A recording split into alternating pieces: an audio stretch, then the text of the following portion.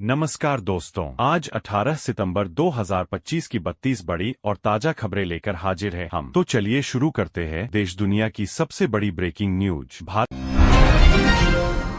के सरकारी गोदामों में चावल का भंडार अब तक के सबसे ऊंचे स्तर पर, गेहूं का स्टॉक भी 4 साल के टॉप पर पहुंचा।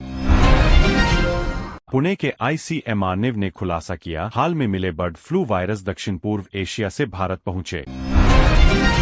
यूपी सरकार का ऐलान, साल 2047 तक हर नागरिक की औसत आय 26 लाख रुपए करने का लक्ष्य।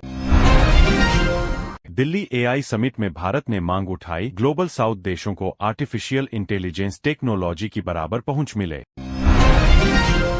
वाणिज्य मंत्री पीयूष गोयल आज UAE रवाना, व्यापार और निवेश समझौते को मजबूत करने पर होगी खास बैठक।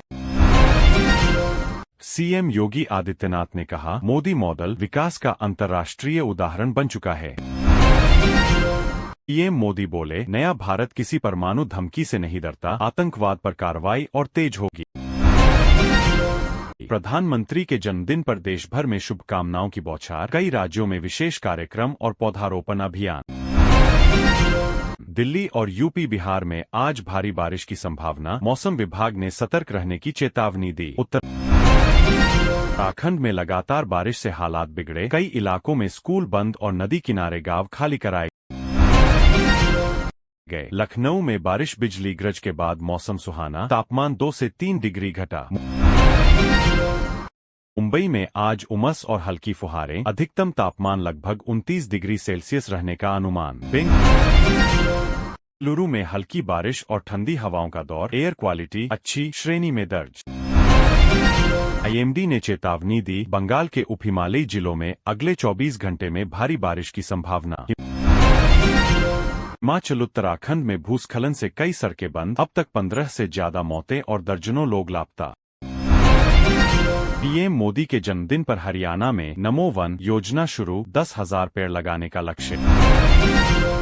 यूपी सरकार ने 15 लाख पौधे लगाने का अभियान चलाया, खासतौर पर नदियों के किनारे।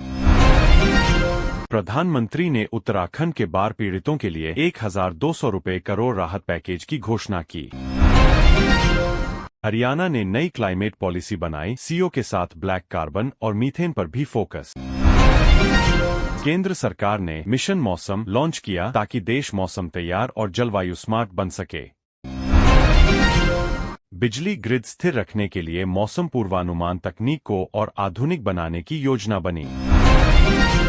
पाकिस्तान और सऊदी अरब ने मिलकर रक्षा समझौता किया, बाहरी आक्रामकता पर संयुक्त कार्रवाई होगी। संयुक्त राष्ट्र महासभा अध्यक्ष ने कहा, फिलिस्तीन इजरायल संकट का हल सिर्फ शांतिपूर्ण 2 राष्ट्र समाधान है। इजरायल ने गाजा सिटी पर जमीनी हमले तेज किए, हजारों लोग घर छोड़ने को मजबूर।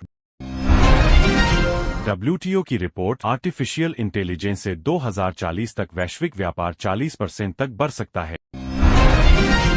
चीन ग्लोबल इनोवेशन इंडेक्स में जर्मनी से आगे निकलकर टॉप 10 देशों में शामिल। UPSC ने IFS मेन परीक्षा की तारीख घोषित की, 16 से 23 नवंबर तक होगी 2 पालियों में। दिल्ली यूनिवर्सिटी छात्रसंघ चुनाव की हलचल तेज, सभी दल सक्रिय, राहुल गांधी की प्रेस कॉन्फ्रेंस भी आज। अर्बन कंपनी की मार्केट लिस्टिंग जबरदस्त, पहले ही दिन शेयर में 74% उछाल, कंपनी वैल्यू करीब $3 अरब। भारत की पावर सेक्टर से CO उत्सर्जन में 4 दशकों में दूसरी बार गिरावट दर्ज। मध्य प्रदेश के टीकमगढ़ में नकाबपोश चोरों ने 3 लाख की नकदी जेवरात उड़ाए, CCTV में कैद। बिग बॉस 19 में कप्तानी टास्क के बाद तीखी बहस और हाथापाई, नए कैप्टन को लेकर घर में बवाल। तो दोस्तों, ये थी 18 सितंबर 2025 की 32 बड़ी खबरें। आपको इनमें से कौन सी खबर सबसे ज्यादा असरदार लगी? कमेंट में जरूर बताइए और जुड़े रहिए हमारे साथ।